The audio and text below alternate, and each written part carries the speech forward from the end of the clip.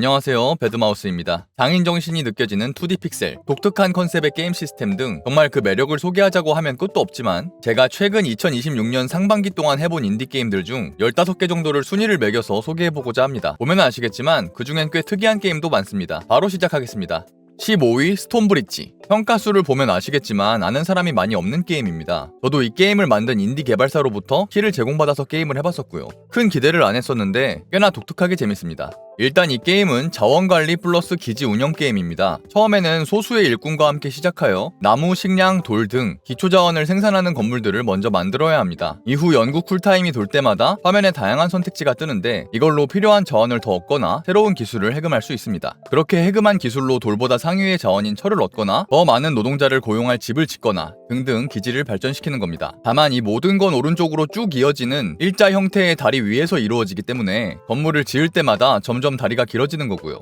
스톤브릿지라는 게임 이름에서 확인할 수 있는 이 게임의 가장 큰 특징인 폭풍. 일정 시간이 지나면 가장 왼쪽 다리에서부터 폭풍이 생겨서 그 아래에 있는 모든 기지들을 부셔버립니다. 폭풍을 방어하는 실드가 있다면 이 폭풍으로부터 살아남을 수 있고, 폭풍을 잡을 수 있는 무기가 있다면 이 폭풍을 없앨 수도 있습니다. 그렇게 최대한 버티면서 다가오는 폭풍을 막고 없애는 게 이 게임의 궁극적인 목표입니다. 저도 처음엔 뭣도 모르고 길게 기지를 짓다가 다가온 폭풍에 모든 기본 자원 생산지를 잃고 게임 오버를 맞이했었는데요. 팁을 드리자면 최대한 오른쪽으로 이동을 해서 첫 번째 폭풍한테 피해를 안 입을 정도의 먼 위치에서 기지 건설을 시작하는 걸 추천드립니다. 단점은 꽤나 단순해 보이는 그래픽 자체가 부러울 수 있고, 기지를 크게 짓다 보면 게임이 감당을 못해서 폭풍이 왔을 때 렉이 많이 걸린다는 거 정도? 그리고 생각보다 난이도가 높기 때문에 초보자라면 열심히 만들어 놓은 기지가 와장창 터질 때 그 시점까지 이미 시간을 많이 소모했기 때문에 게임에 대한 현타나 불합리함을 느낄 수 있습니다. 14위 반보난자.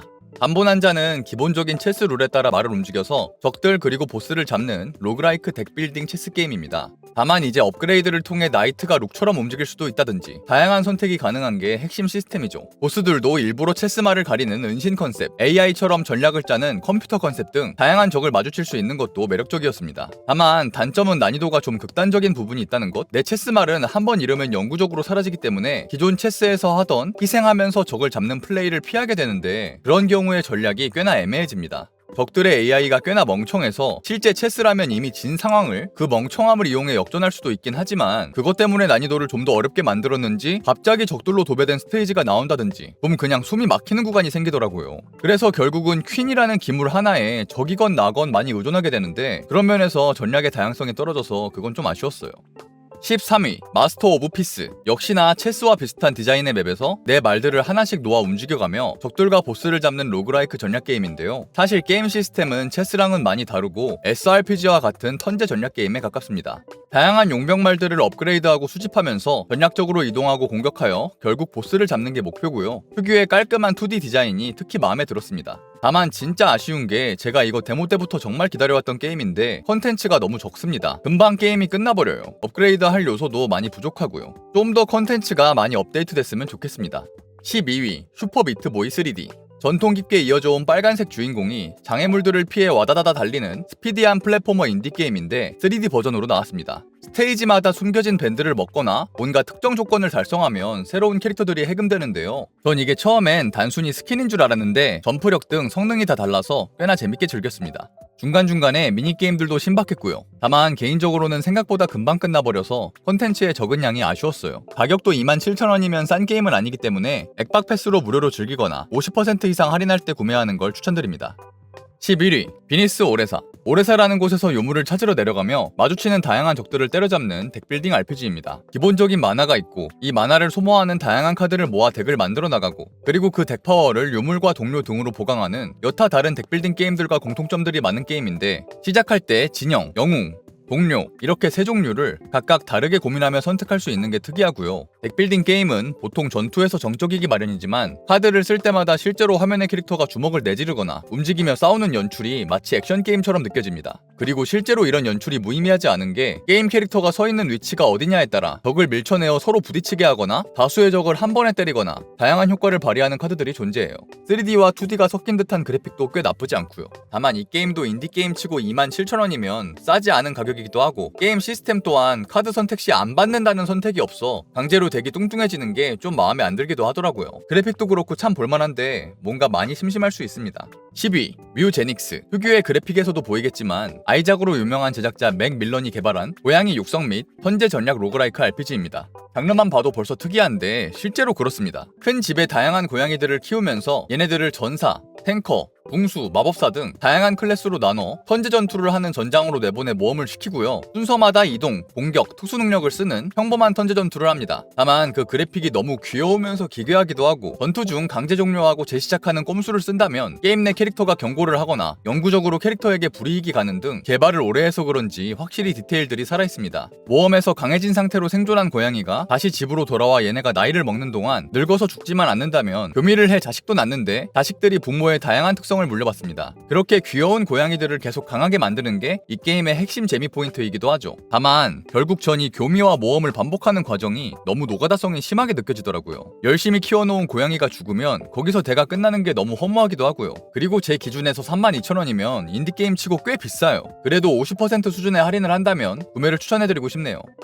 9위 테라테크 리전. 테라테크 시리즈는 본래 차량이나 비행기 등을 조립하며 그냥 돌아다니고 싸우는 샌드박스 오픈월드 게임인데요. 그게 이제 뱀소로 나왔습니다. 다른 모든 복잡한 요소는 빼고 그냥 레벨업할 때마다 차량을 맘대로 조립하며 몰려오는 적들과 보스를 잡는 게 끝인 뱀소 게임이 됐습니다. 특히 조립 좋아하시는 분들은 그냥 졸라 재밌습니다. 전 그렇게 뭔가를 잘 만드는 편은 아니지만 그냥 차량에 이거저거 붙여가며 플레이하는 그 자체를 즐겼어요. 가격도 비싼 편은 아니고 액박 패스에도 포함이 되어 있습니다. 다만 꽤나 아쉬운 단점이 하나 있는데요. 왜 이렇게 만든 건지 모르겠는데 어떤 캐릭터로 열심히 전투를 해서 돈을 벌었다면 그 돈을 그 캐릭터를 업그레이드 하는 데에만 써야 됩니다. 보통 뱀서도 보면 공격력 증가, 체력 증가 같은 업그레이드를 하면 캐릭터들 전부가 적용을 받는 편인데 이건 캐릭터별로 다 따로 플레이하며 그 캐릭만 업그레이드를 해야 해서 모든 캐릭을 제대로 즐겨보려면 노가다가 꽤 많이 필요합니다. 이것 때문에 순위를 낮게 주긴 했지만 순수 재미로 치자면 꽤 꿀리지 않는다고 봅니다.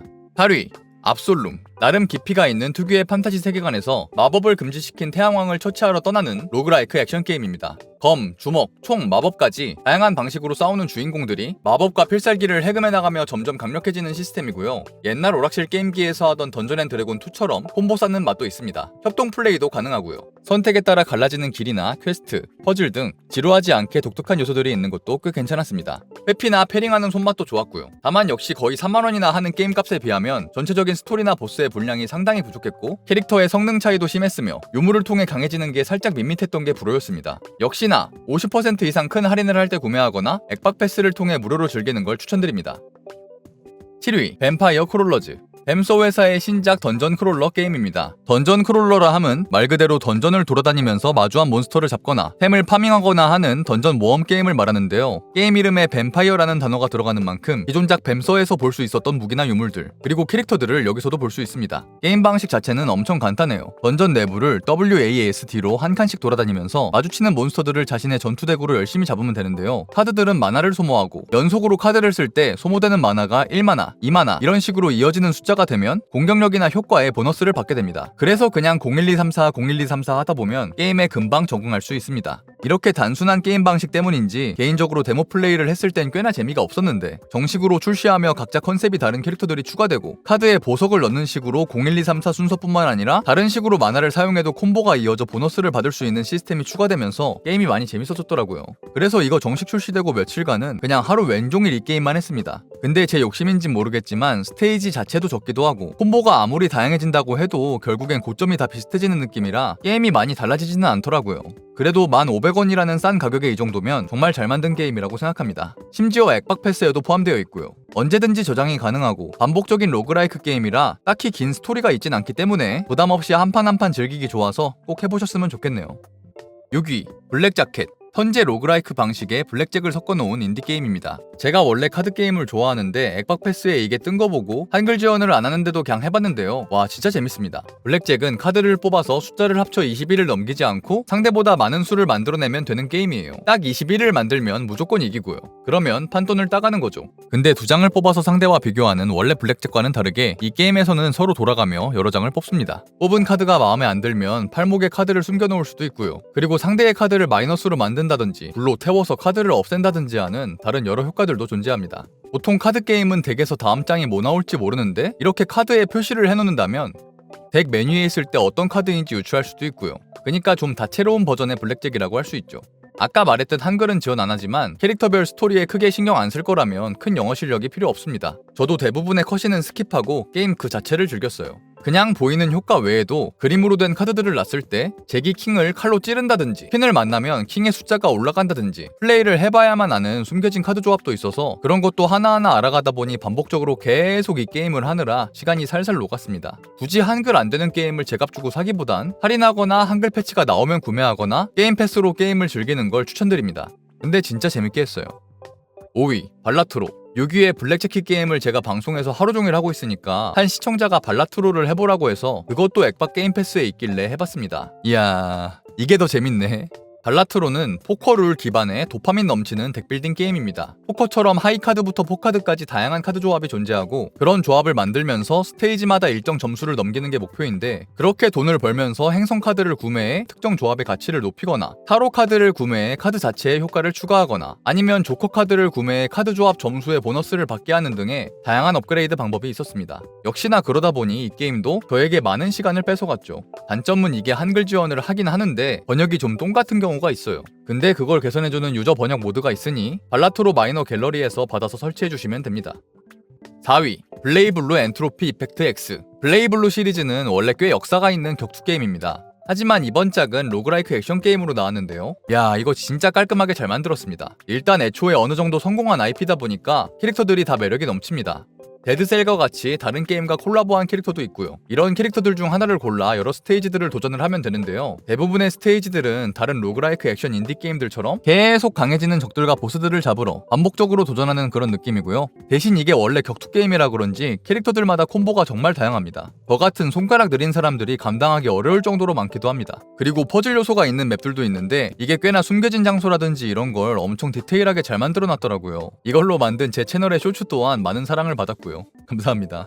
마지막으로 마음에 들었던 시스템은 제가 정말 좋아하는 로그라이크 인디게임 로그 레거시처럼 이 게임에서도 한 캐릭터가 죽으면 그냥 끝이 아니라 다음 캐릭터를 플레이할 때 그 캐릭터의 특성 같은 걸 물려받을 수 있습니다. 그래서 열심히 하던 캐릭터가 죽어도 그 허무함과 좌절감이 생각보다 심하진 않았어요. 협동 멀티플레이도 가능합니다.